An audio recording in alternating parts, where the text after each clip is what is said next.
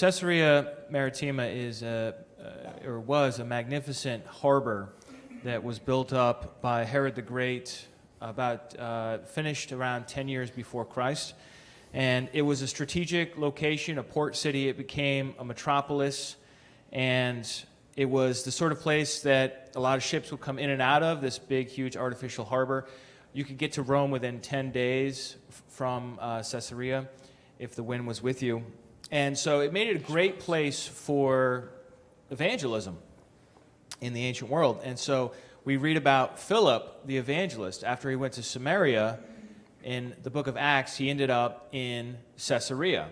And there's just like a little note about it, but then 10, 12 chapters later, the Apostle Paul is on his way down to Jerusalem, and he stops at Philip's house in Caesarea, and he's got these 4 unmarried daughters who are prophetesses, and he's really well established there in Caesarea. So, I want the next one. Yeah, go ahead and play the next one too. So this was just a really great place for evangelism in the ancient times. It was also the seat of the Roman government, and they had, this is a theater that they had in Caesarea, and it's partially renovated and used today for modern concerts. I think Hillsong played there not too long ago.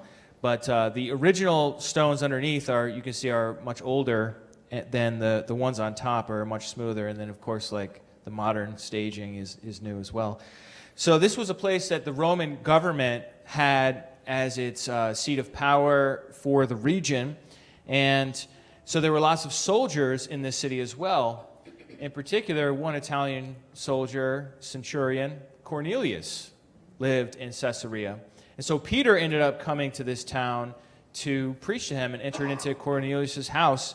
And he started a little Christian, basically his house and those that he invited converted to Christianity in Caesarea. And then this was the most exciting part because I had forgotten that this was there. This probably doesn't look like anything to you, but the moment I saw it, it was like the iconic moment of the day for sure, if not the week. And that, ladies and gentlemen, that's the Pilate stone. So you've heard about Pontius Pilate. He's the one that was in charge and ended up giving the order to execute Jesus. We know about Pontius Pilate from other historical sources. Philo, a non-Christian Jew, mentions Pilate not favorably. Josephus, another Jewish person who was a historian, talks extensively about Pilate. Roman historian by the name of Cornelius Tacitus mentions Pilate. So this is somebody that we had other literary evidence for, but an extreme skeptic could still say, yeah, but all of these literary documents are copies of copies of copies, and they're centuries later, the copies that we have today. This is from the 1st century, this stone, and it has Pilate's name right on it. And you can't, from this, I can kind of see it. It's the second line on the right side. It says Pilatus. The V is a U. And so this is a really interesting stone. It was discovered in 1961 by some Italian archaeologists, and it's the dedicatory inscription for a building that Pilate had dedicated to the Emperor Tiberius. And it is the sort of thing that was typical in the ancient times. Like you would build something, and then you'd put your name on it, as well as the name of the person you're honoring.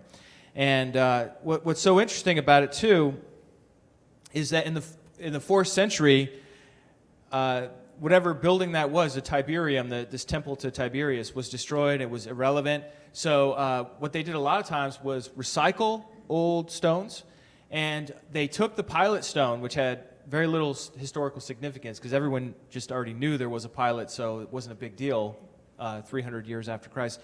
And what they did is they used it in a staircase in the theater, and that's how it was discovered. It was used in a staircase,